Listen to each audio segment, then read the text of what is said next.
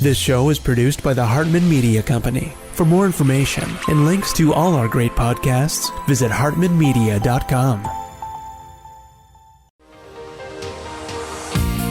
Welcome to the Creating Wealth Show with Jason Hartman. You're about to learn a new slant on investing, some exciting techniques, and fresh new approaches to the world's most historically proven asset class that will enable you to create more wealth and freedom than you ever thought possible. Jason is a genuine self-made multimillionaire who's actually been there and done it. He's a successful investor, lender, developer, and entrepreneur who's owned properties in 11 states, had hundreds of tenants, and been involved in thousands of real estate transactions. This program will help you follow in Jason's footsteps on the road to your financial independence day. You really can do it. And now, here's your host, Jason Hartman, with the complete solution for real estate investors. Welcome to episode 1799. I know. 1800. Now, episode 1800 is on Friday, and of course, that is a 10th episode show, and it also happens to land on a Flashback Friday. So I'm going to handpick one of our fantastic prior 10th episode shows, which means we discuss a topic of general interest, and also it will be a Flashback Friday. So we're going to pick it from the archive for you on Friday. So look forward to that. Now today we have Tina from the Cromford Report talking about how to analyze the real estate market, how to know where it's going, and we will get to that in a moment. But last night, we did a Empowered Investor Inner Circle Zoom meeting, which we do every month on the first Tuesday of every month. If you're not a member of the Inner Circle, go to empoweredinvestor.com. Take advantage of that. It is the best bargain ever because just for a very small commitment, you are getting those monthly Zoom meetings with me. And sometimes I bring in a guest and we discuss a variety of topics. We've also got the social network where you've got the forum. People post questions, they post comments, they post answers. Everybody networks together, all great real estate investors, all doing amazing things. So join that group. And then when we have live events, you get a big fat discount on them.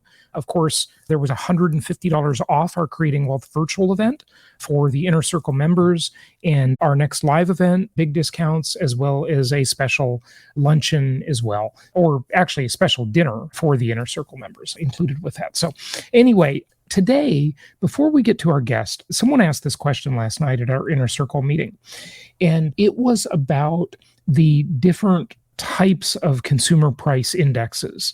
You know, the CPI is not one monolithic thing.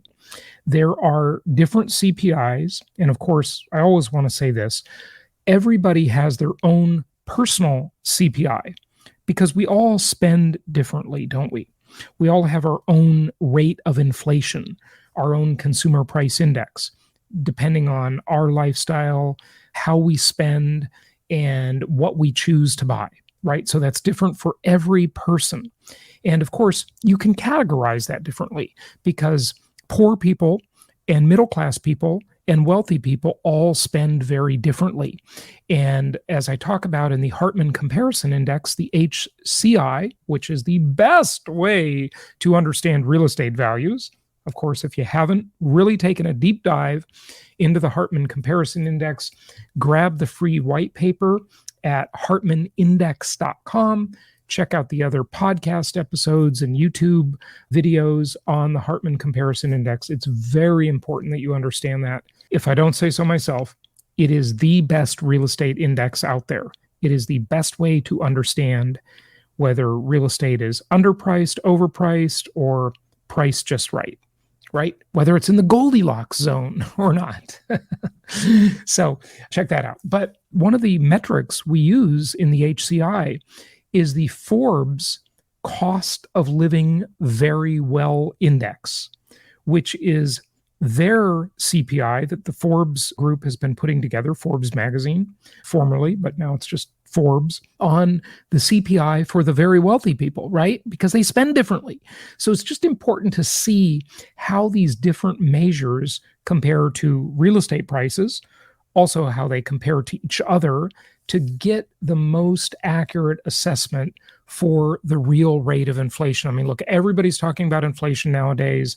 I've been talking about it for 18 years, big time, but now it's an issue, right? Now it's a serious, serious issue because inflation, according to the official rate, is 7%. And according to the real rate, in my opinion, it's about 15% in real inflation. But let's talk about a few of the official measures. And you can find these all over on all sorts of websites that aggregate data and so forth. Okay. So, of course, there's the Consumer Price Index for all urban, otherwise known as the CPI-U. This is the most common one. When they talk about CPI, that's what they're talking about. Now, they also talk about core inflation or the core rate, right? You've heard that before in the media. And what that means is they take the CPI and they strip out food and energy costs, thinking that, well, those are too volatile, so let's just strip them out. In other words, it's another way to manipulate the index down and say, well, the CPI may be 7%, but core inflation is only 5%, for example, because we're going to strip out food and energy. Yet, of course, we all need food and energy to live. Nobody can live without food and energy because the cost of energy is in every single product, right? There's no exceptions to that. So CPI-U, core rate, scam. it's and highly manipulated stuff. Remember, of course, they manipulate the CPI through weighting, substitution, and hedonic indexing. Won't go into that today. Takes too long. Talked about it before. Go to jasonhartman.com, look up Consumer Price Index or inflation or anything. Tons of content on that stuff. It's all there for you for free, 100% free. Okay, we talked about the core rate. Okay, how about this one? The sticky price Consumer Price Index less food, energy, and shelter. Okay, there's another one. So now they're going to take out shelter. Now remember, the way they do shelter in the CPI, the main CPI, the Consumer Price Index, is they do what's called owner's equivalent rent. And if you thought you were confused before, just go look up, probably on Wikipedia, owner's equivalent rent. Oh my gosh, it's just a murky mess how they do this stuff. And it's all meant to manipulate the index to say a lower rate of inflation. That's the game here. Okay, they have a very, very significant vested interest in making inflation look lower than it really is. All right, how about this one? Just the sticky price Consumer Price Index, the sticky price CPI, or the Personal Consumption Expenditures Chain Type Price Index. I don't even know about that one. Okay. How about this one? The median Consumer Price Index or the median CPI. Or how's this one for you? The Gross Domestic Product Implicit Price Deflator. There you go. We can measure inflation any way you want, just so we can make it look lower than it really is. How about the Personal Consumption Expenditures, including food and energy chain type price index? It just never ends, This is what happens when you put a bunch of academics on it, right? They can just give you any data you want. They can make it say anything they want. But remember, the Fed used to, and I say used to because Jerome Powell literally threw this out the window maybe 2 years ago, give or take. They used to have this target of a 2% inflation rate. And why did they have that target? Well, there is I think, fairly legitimate argument to say, hey, the rate of inflation, it is okay. Look, I don't like any inflation at all philosophically, but as a real estate investor, because of the strategy I developed around this called inflation-induced debt destruction, I love inflation. Love it, love it, love it. It's my favorite thing, and it should be your favorite thing too. But philosophically, I hate it, right? I hate what they're doing. I think it's a scam, et cetera, et cetera. But so they always had this 2% target rate of inflation. And I think there is, I'm going to kind of give it to the Fed a little bit here. I think there is a legitimate argument to say the inflation rate could mirror or track the population rate. So if the population increases, it's fair to have inflation increase at about the same rate. Or it also, I think they have a legit argument to say that inflation can increase based on the GDP, the gross domestic product. Now, that is also a manipulated scam, but we'll just use the official stuff, right? So, for example, if the GDP increases at 2% annually, then inflation can increase at 2% annually. And if the population's increasing at 2%, okay, fine. That's, I can live with that argument. I'll submit to that one. But they also have the Phillips curve to think about. And of course, I've talked about the Phillips curve numerous times over the years. And feel free to look that one up and just understand the concept of the Phillips curve. Because what they're trying to do is engineer this sort of balancing act, this equilibrium, this homeostasis. Remember in biology class when you learned about homeostasis, right? Of the economy, where they want to balance inflation with unemployment and keep the unemployment rate as low as possible, and at the same time keep the inflation rate as low as possible. Now, this went the other way in the 70s when the misery index became a big thing everybody was talking about under the Jimmy Carter disaster. And this misery index reflected very high unemployment and high inflation at the same time. That absolutely sucks. That's the worst case scenario, right? Well, actually, I take that back.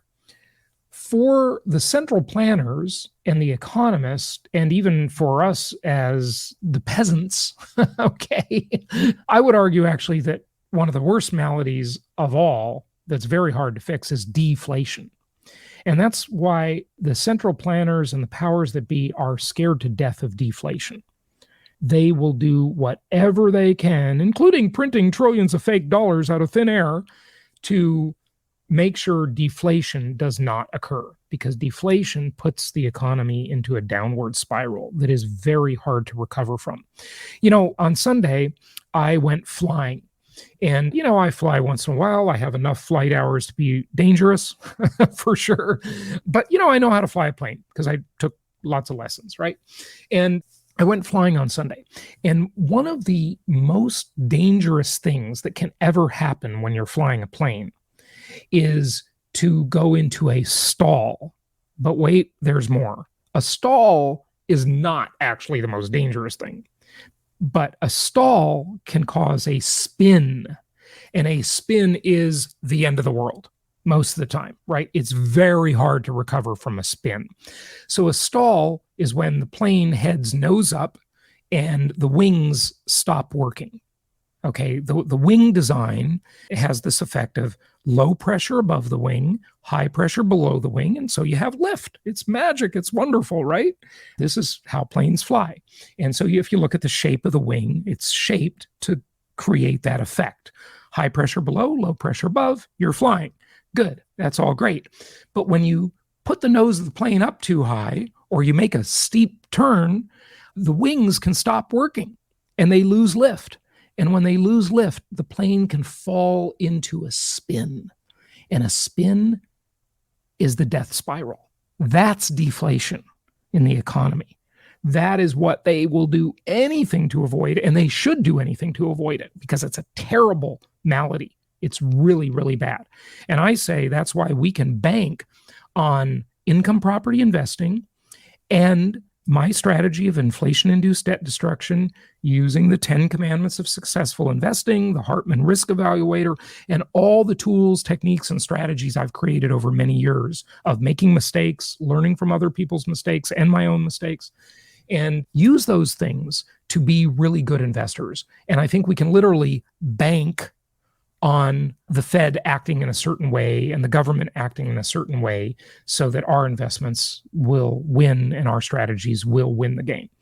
So anyway, they don't want to go into a spin. They don't want to have the economy stall. Use the airplane metaphor. I think it's a pretty good one, actually.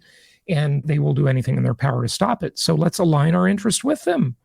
and let's invest the way I say to invest, because we're all going to win if we do. So it's all good. Okay. Also, we did launch a coaching program, and many of you have been asking about it. You've been asking for this for years and years and years, and we finally did it. You can go check it out. Well, yeah, it's in its infancy now, but we did announce that on Saturday. And the page for that is coach.jasonhartman.com. And we've got 2 different programs, and you can always add on individual coaching, where you can just be talking to me every week, every single week. We'll have a call, and that's all available to you. So we've got lots of resources, lots of free resources, of course, the YouTube channel, the podcast, etc. Make sure you're subscribed to all of the above. And let's get to our part 2 discussion with Tina from the Cromford Report. This is very informative, and here we go.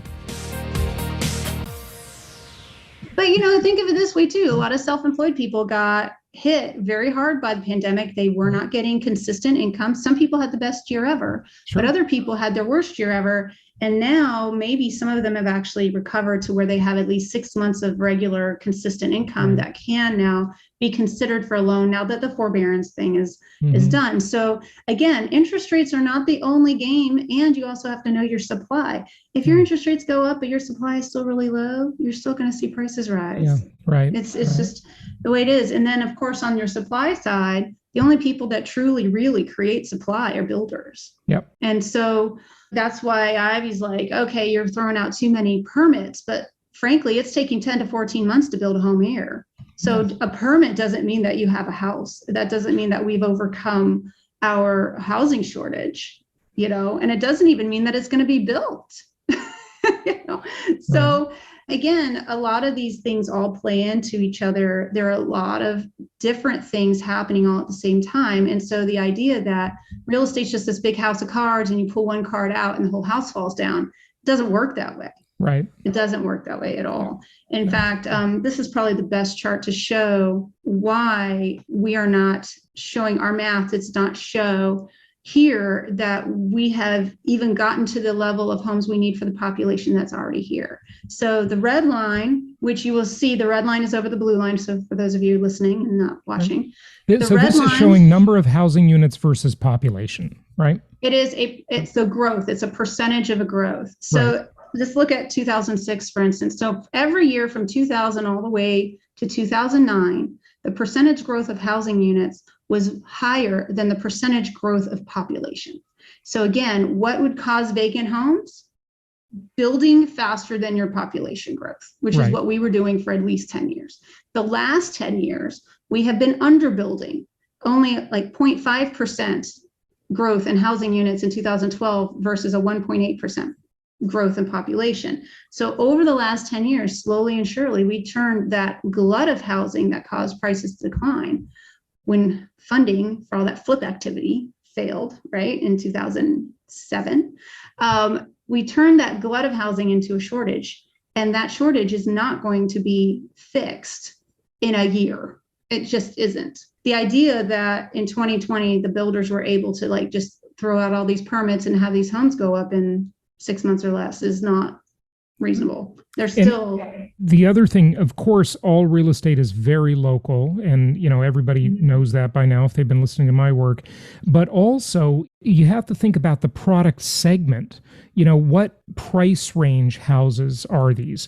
The builders are not building affordable housing virtually at all. It's almost non-existent, right? So when you look at the affordable housing category, that entry-level house, the shortage is even more severe there, isn't it? My opinion is this, and this might be a bit contrarian. I don't think we need quote unquote affordable housing. We just need more housing, period. How does that help the first time buyers though? If they're building $800,000 houses that are probably, second time homes for people as they move up through the spectrum, where's a $200,000 house someone can buy, right? Tell me about that. Coolidge, outskirts of town, condos. Here's one thing that one of the things that could open up affordability right off the bat is if lending were to loosen up to where many people don't realize this, that a condo complex, if you have more than 10% ownership of investors in a condo complex, you can't get financing. So it locks out anybody who wants FHA or conventional. So in a sense, there are some very affordable condos out here. They sell for less because you can only do cash. And so if the lenders were to open up just even a little bit, say, hey, we'll accept 30%, then that opens up units without having to actually build more units. It opens up more units for somebody to actually purchase. Right. But aside from that, population, getting back, I feel like I'm picking on Ivy right now. But, for those who feel that it's the population growth we need to be really looking at, the United States as a whole has not done very well at replacing ourselves through births and deaths. We're barely hanging on, right?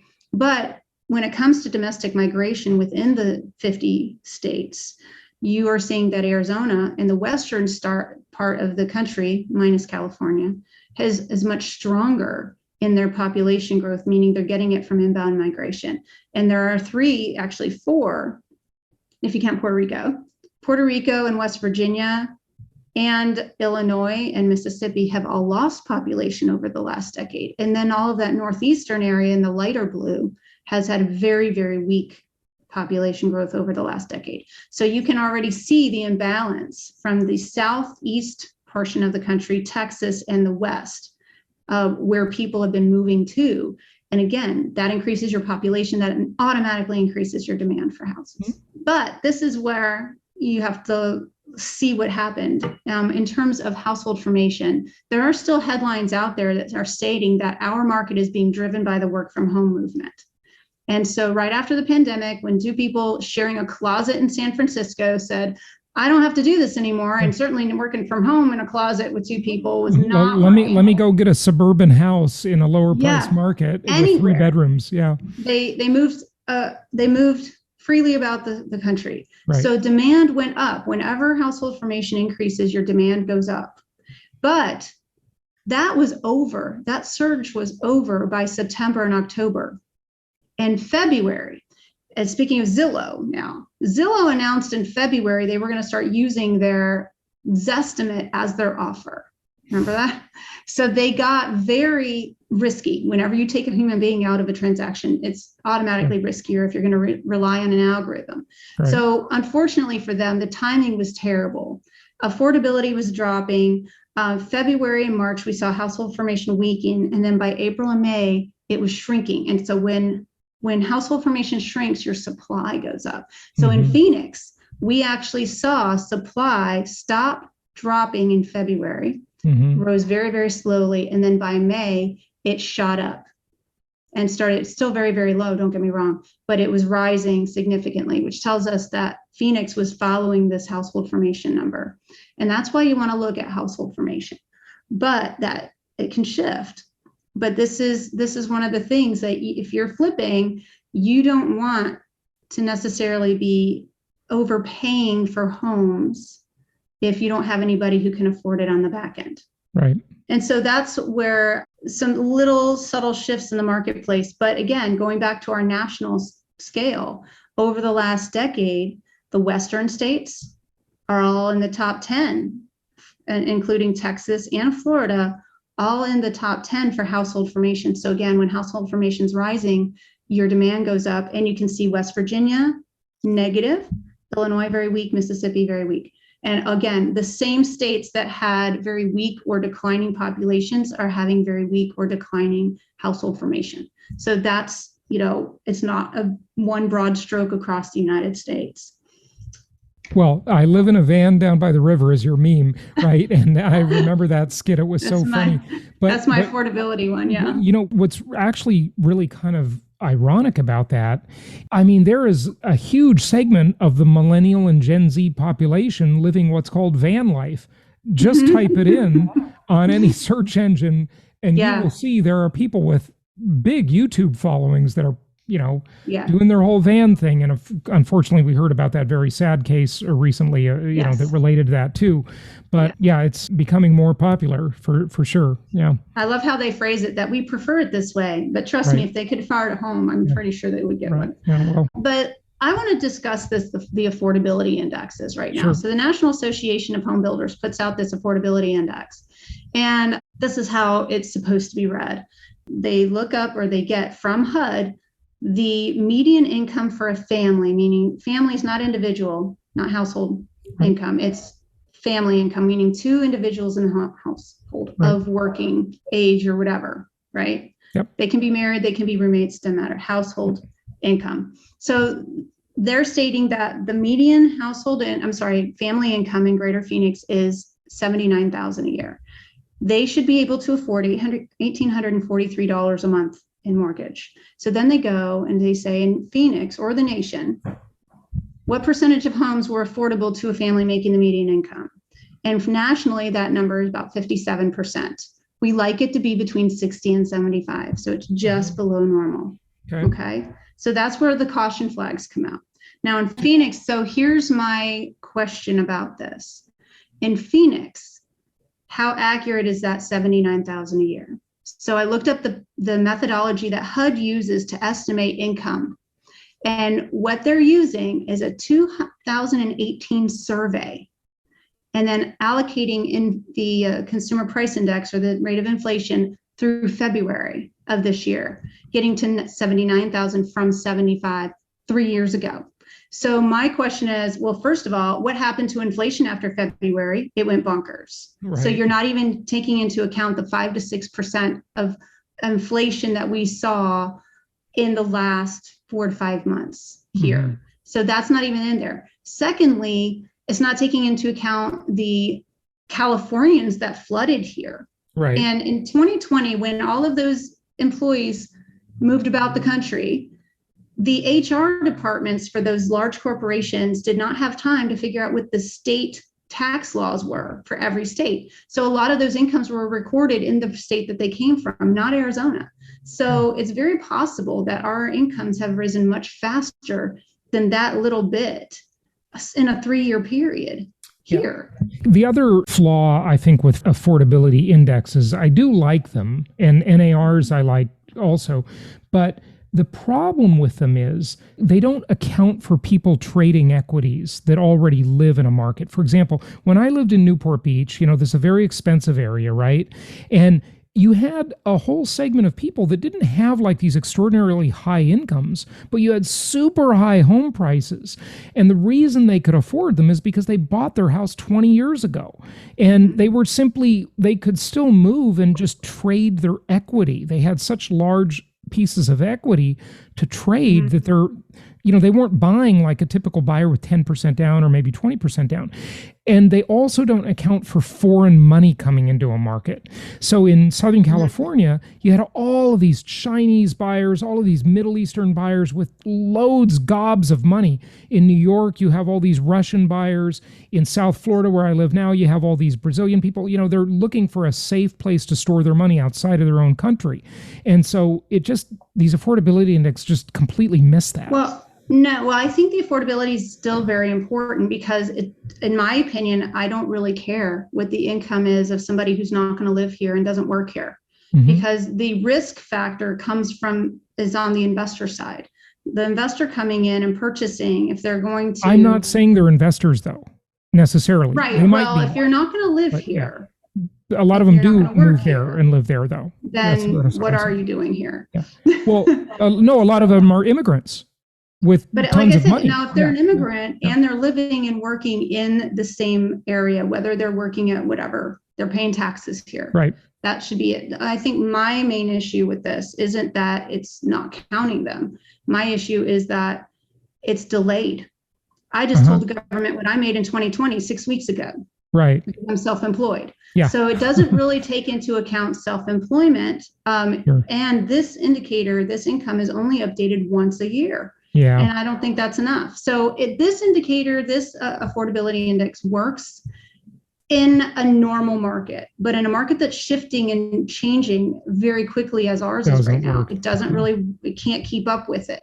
And so, but when you look at this chart, and for those of you listening and not seeing, the second quarter of 2020 showed right after the pandemic, we had 70% affordability, meaning that 70% of what was selling was affordable to a family making the median income here. That is very high. It's very good, but it has since dropped nearly 20 points to 51 in just over a year. And that is a trajectory that looks very similar to what we saw in 2005. And that's why you're getting a lot of analysts out there kind of going, whoa, what's that about? That's not something you necessarily want to be buying, because it's not about whether or not you can buy it. It's not about whether you're Russian or you're a Chinese person or whoever can afford the home. It's who can buy that home from them if they need to sell it, and who can buy it from them for at least a little profit or at least what they paid for it. Then that risk, when your affordability for the majority of the people that are there, if the affordability is dropping like that, then your ability to sell is diminished, and that's where the risk comes in. So that's why some people are kind of concerned. But like I said, the census was all messed up last year because of the pandemic. So I'm not really as confident in that income number as I would have been, say, last year. Okay. So that's sense. Kind of where I'm at right now. Yeah, I agree. But if we were to look at just straight up what the interest rates have done, the interest rates have fluctuated between 2.6 and 3.18 points this year, up and down, all year long. What we've seen over the last year is a 1,500 to 2,000 square foot home in Greater Phoenix has gone up $100,000. That's 31%. The payment for that home has gone up $500,000. I'm sorry, $500, not $500,000. $500 a month. That's a 32% increase, and that's where it's reasonable to say that is not sustainable for most people, for most markets. So the idea that we'll be able to sustain this another year is probably not reasonable. But what is reasonable is that it'll go up at a slower rate, and you might start to see some adjustments in lending practices and so on. So we'll have to just watch. What adjustments in lending practices? We talked about how they might loosen the requirements a bit, and everybody, when the minute they do that, everybody will say, oh my gosh, it reminds me of 2005, where if you just had a foreclosure you could buy a house, whatever. But also, what I think is coming that really needs to be evaluated is the way the mortgage is attached to the property. Because with these low interest rates, if in 5 years rates are much higher, I view this as a way to constrain supply way into the future. Because when people have these cheap mortgages, they're just not going to want to give them up. And so they're going to opt to add on to their houses. They're going to improve their houses and stay put, because they can't duplicate that ultra cheap mortgage that they got 5 years earlier. In other words, today, right?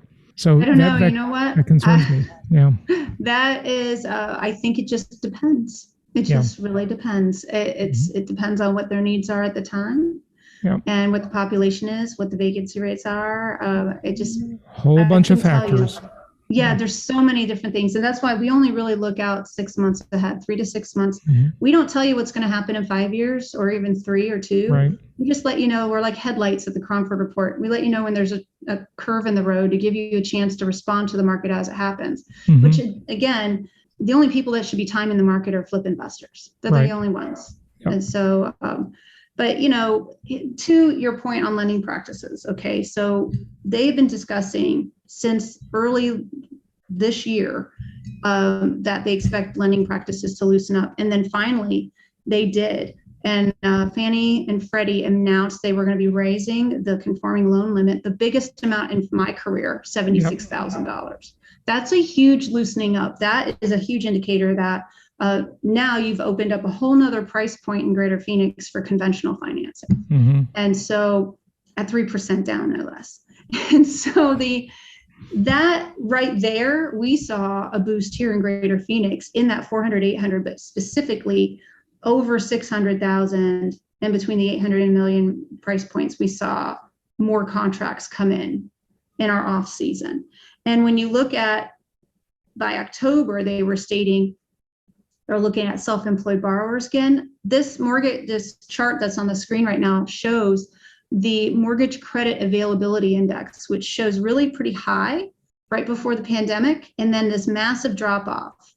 So mortgage credit availability is when it's tight, then you see very tight lending practices. Not very many people get approved. But when it starts to loosen up, and we have a long way to go just to get back to pre-pandemic lending standards, when that begins to loosen up, your demand tends to rise. So even with interest rates rising, There are some people that were locked out of getting a home for a year.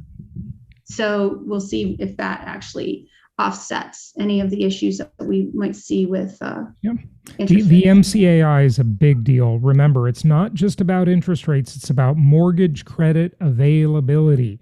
That's right. That's right. And we're not even going to get into what the crypto market's doing.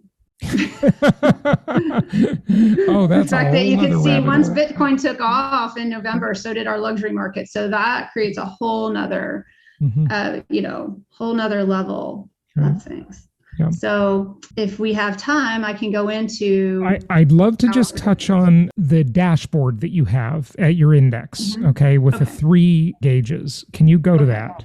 Yes. So we'll wrap it up with that because we do have to get going. Okay, that sounds good. So basically what the screen on the front shows you right now are a buyer and seller in an arm wrestling match.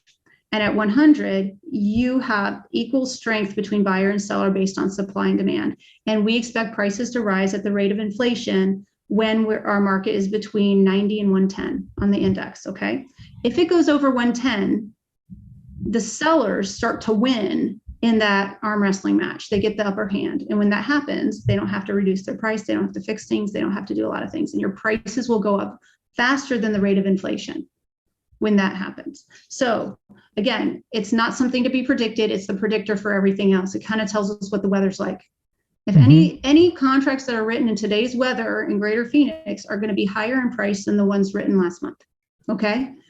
So to look at the 3 dials, at 100 on the demand index, you're normal. So at 122.6, you're 22.6% above normal for demand for this time of year, seasonally adjusted. So supply at 34.9, let's round it up to 35. You're 35% of normal for supply or 65% below normal for supply. Is just so people can read this easily. And by the way, for those who aren't seeing this, the 3 sort of speedometers, if you will, are red, yellow, and green. When it's in the green, Tina, does that mean it leans in favor of the seller? The seller has the strength in the market. And when it's in the red, the buyer has the strength, right? Right. So basically, whenever it's good for a seller, it's good for appreciation. So if you see it in the green, that's good for appreciation, essentially. And the farther in the green you go, the more appreciation you can expect. Got it. And so what we're seeing at this point is supply has stopped rising at the clip it was for a while.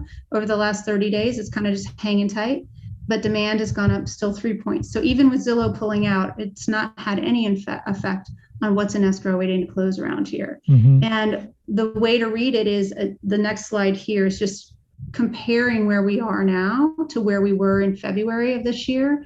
The market has weakened. It was 515 at its peak. So again, anything over 110 is a seller's market. And the higher you go, the more you're going to see appreciation. We were seeing 30%. We were seeing 3 to 5% appreciation a month when we were at that level.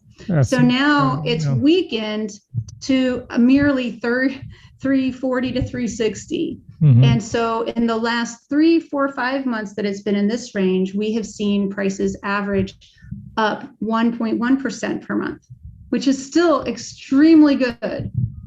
Very, very good. So if you're a flip investor and you can't make money, Zillow, in this situation, I don't know how to help you. Yeah, there are no bad areas, only bad decisions in this kind of a marketplace. That's good. So the contract ratio, if you don't have an index like what we have, you can do your own little contract ratio where you count what's active and what's under contract at any given time. If you have the data available for that, that gives you a visual of how crazy it was, and you can start comparing. So let's just look and see how this looks for us in Greater Phoenix. We had 12,000 under contract and 7,000 in the MLS. 7,000 listings for this great. We have 15 cities here. Yeah, 16 million people. It's the largest capital city. Yeah, we have 7,000 active in the MLS and 12,000 under contract. Yeah. Anytime you have more under contract than what's available for sale, you are in a frenzy market. That your prices are not going to decline. Yeah. So these let you know what your seasonal trends are. They can go up and down. November and December and January are our lowest points. So you can expect it to go up in the third quarter if we do it seasonally. It lets you know what how much stronger we were compared to 2019.